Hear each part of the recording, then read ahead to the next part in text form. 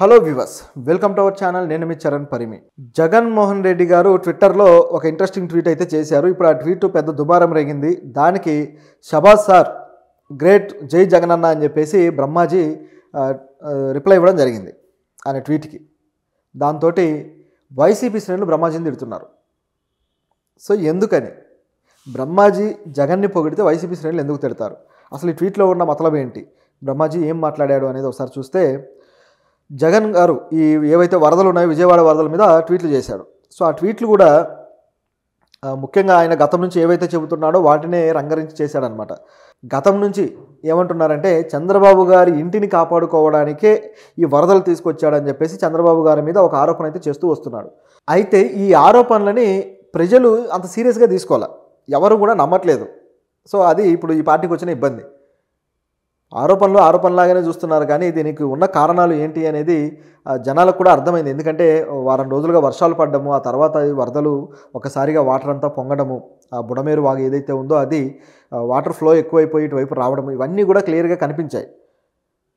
అలాగే అనేక మీడియా సంస్థల్లో కూడా దానికి సంబంధించిన వరద ఏ విధంగా వచ్చింది, అలాగే బుడమేరు వాగు చరిత్ర కూడా, గతంలో కూడా ఇటువంటి సంఘటనలు జరిగాయి, ఆ కాలువను వెడల్పు చేయాల్సింది చేయలేదని చెప్పడము. పవన్ కళ్యాణ్ గారు వచ్చేసి మీటింగులు పెట్టి బుడమేరు పరిసర ప్రాంతాలు ఏవైతే ఉన్నాయో, పైన గట్టు ప్రాంతాలు, ఈ ప్రాంతాల్లో అక్రమ నిర్మాణాలు ఏర్పాటయ్యాయి, అక్రమ నిర్మాణాలు కట్టుకున్నారు కాబట్టే వాటర్ ఫ్లోకు అవన్నీ అడ్డుగా నిలబడి ఈ విధంగా నగరాల్లోకి వచ్చేసాయని చెప్పేసి పవన్ కళ్యాణ్ చెప్పడము, ఇవన్నీ కూడా ప్రజలు చూశారు. దాంతో జగన్ చెప్పింది నమ్మశక్యంగా లేకుండా పోయింది. అయితే ఆయన చెప్పింది ఒక పాయింట్గా ఉంది, కానీ అది కూడా ఎలా ఉంటుందంటే, కృష్ణానది కరకట్ట మీద ఒక నివాసాన్ని ఏర్పరచుకొని ఉన్నారు.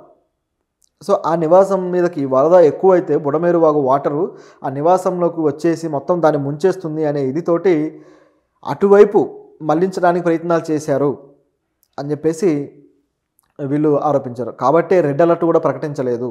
ప్రకటిస్తే ప్రజలు కూడా ఇదవుతారు, వెంటనే సర్దుకుంటారనే ఆలోచనతో అది కూడా ప్రకటించకుండా కాముగా ఉన్నారని రకరకాలుగా జగన్ గారు విమర్శిస్తూ వచ్చారు. అసలు ఇందులో లాజిక్కే లేదు నిజం మాట్లాడుకుంటే. ఎందుకంటే తెలంగాణలో కూడా వరదలు వచ్చాయి, కేవలం అక్కడే కాదు కదా, విజయవాడను అనుకొని ఉండే జస్ట్ ఒక రెండు గంటల ప్రయాణ దూరంలో ఉండే ఖమ్మం కూడా మునిగిపోయింది. మరి ఇవన్నీ కనిపిస్తూ ఉండగా ఆయన పిచ్చి ఆరోపణలు అయితే చేశాడు. అంటే దీన్ని రాజకీయం చేద్దాం అనుకున్నాడు, కానీ ప్రజలకు ఎటువంటి సహాయం అందించాలనేది చూడలేదు.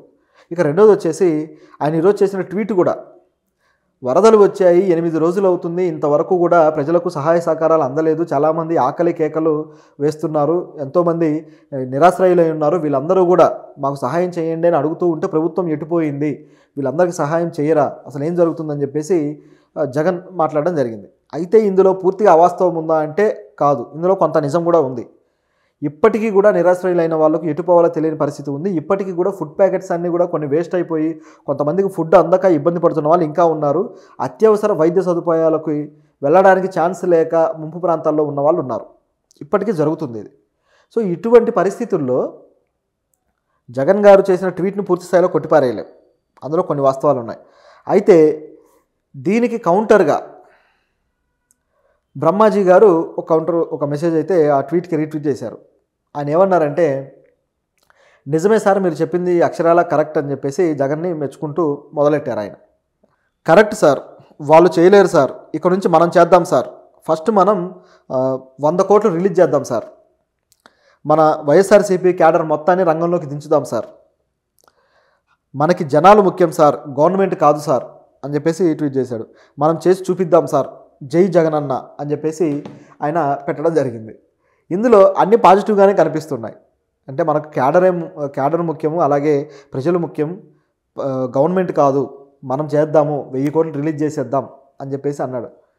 రిలీజ్ చేసే హక్కు ఈయన దగ్గర లేదు కదా, జగన్ దగ్గర ఉంటుంది, ఈయన ఎవరు చెప్పడానికి. సో ఇక్కడ ఏం జరిగిందంటే సెటైర్ వేశాడు, జగనన్న మీద విపరీతమైన సెటైర్ తోటి విరుచుకుపడ్డాడు అనమాట. అది ఇందులో ఉన్నది. అంటే మన దగ్గర డబ్బులు ఉన్నాయి కదా, మనం అవినీతి కేసులో ఇరుక్కున్నాం కదా, సో మన దగ్గర ఉన్న డబ్బులు రిలీజ్ చేయండి, పని జరిగిపోద్ది అనేది అందులో ఉన్న అర్థం. దాంతోపాటు మన క్యాడర్లో ఎవరు కూడా ఇక్కడికి వచ్చి గ్రౌండ్ లెవెల్లో ప్రజలకు సహాయ సహకారాలు అందించిన దాఖలాలు లేవు, ఎన్జిఓస్తో కలిసి పనిచేసిన దాఖలాలు లేవు. ఒక బొత్స గారు వచ్చి ఆయన కూడా ఏమన్నారంటే, మేము ప్రభుత్వంలో లేం కదా, మేమేం చేయగలం అన్నాడు. ఏమి చేయలేనప్పుడు రావడం ఎందుకు? ఏదో ఒక సహాయాన్ని అందుకొని వచ్చి, ఇదిగో మేము చేయగలిగింది ఇది తీసుకోండి అని చెప్పాలి కదా. అటువంటిది కాకుండా ఇలాంటి డైలాగులు. పైగా ఆ పార్టీ నుంచి మాజీ మంత్రులు కానీ ఎవరే కూడా రూపాయి కూడా ప్రకటించలేదు. జగనన్న అయితే ₹1,00,00,000 ప్రకటించాడు. మరి ఆ డబ్బుల్ని కూడా ఏ విధంగా ఖర్చు పెడతారనే దాంట్లో వివరణ లేదు. వాళ్ళ పార్టీ సోషల్ మీడియా హ్యాండిల్స్లో అయితే దాన్ని పోస్ట్ చేశారు. ఆయన ట్విట్టర్లో కూడా పెట్టారు ₹1,00,00,000 ప్రకటిస్తున్నా అని. కాకపోతే ఫుడ్ ప్యాకెట్స్ రూపంలోనా, సహాయాల రూపంలోనా, వైద్యం రూపంలోనా, దేని రూపంలో ఆ ₹1,00,00,000 ఇస్తారో తెలియదు. సో ఇంత గందరగోళం ఉంది దాంట్లో. లేకపోతే ఏదేదో చేసేసి మొత్తానికి ఇచ్చేసామంటారా? ప్రభుత్వానికి డైరెక్ట్గా అందించినప్పుడు అది లెక్కలోకి వస్తుంది. సరే డబ్బు రూపంలో కాకపోయినా అంత వాల్యూ కలిగిన వర్క్ ఏం చేస్తున్నారని చూపించుకోవాల్సిన పరిస్థితి అయితే ఉంది. డబ్బులు ఇస్తే మిస్యూజ్ అవ్వచ్చు అనే భయం ఉంటే. కానీ అటువంటిది కూడా ఏ క్లారిటీ లేకుండా వాళ్ళు ప్రకటన అయితే ప్రకటించారు. కాబట్టి దీని మీద డౌట్ అయితే ఉంది మనకి. ఇక మిగతా మంత్రులు అయితే అసలు ఏమీ ప్రకటించలేదు. రోజా గారు పవన్ కళ్యాణ్ గారు ఎన్ని తిట్లు తిట్టారు. పవన్ కళ్యాణ్ గారు 6 కోట్లు ప్రకటించారు. ఆయన ఏ విధంగా ఇస్తాడనేది ప్రభుత్వంలో ఉన్నాడు కాబట్టి ఆయన చర్యలు ఆయన చేస్తాడు. కానీ రోజా గారు రూపాయి ప్రకటించలేదు. మరి ఏమనాలి? సో ఈ విధంగా సాగుతూ ఉంటే జగన్ గారు వచ్చేసి ఇట్లా మాట్లాడడము, ఈ విధంగా కొద్దిగా ప్రభుత్వాన్ని కార్నర్ చేసే ప్రయత్నం చేస్తే బ్రహ్మాజీ గారు కొద్దిగా రివర్స్లో వెటకారంగా మాట్లాడేసరికి వైసీపీ శ్రేణులకు కాలింది. ఇట్లా అంటారా మీరు అని చెప్పేసి తిరిగి వైసీపీ శ్రేణులు బ్రహ్మాజీని తిట్టడం, ట్రోల్ చేయడం మొదలెట్టారు. దాంతో జనసేన శ్రేణులు ఇప్పుడు సపోర్ట్ వచ్చి సోషల్ మీడియాలో బ్రహ్మాజీని పొగుడుతున్నారు. ఆయనకు సపోర్ట్గా కామెంట్లు చేస్తూ వస్తున్నారు. ఇది సోషల్ మీడియాలో జరుగుతున్న రచ్చ.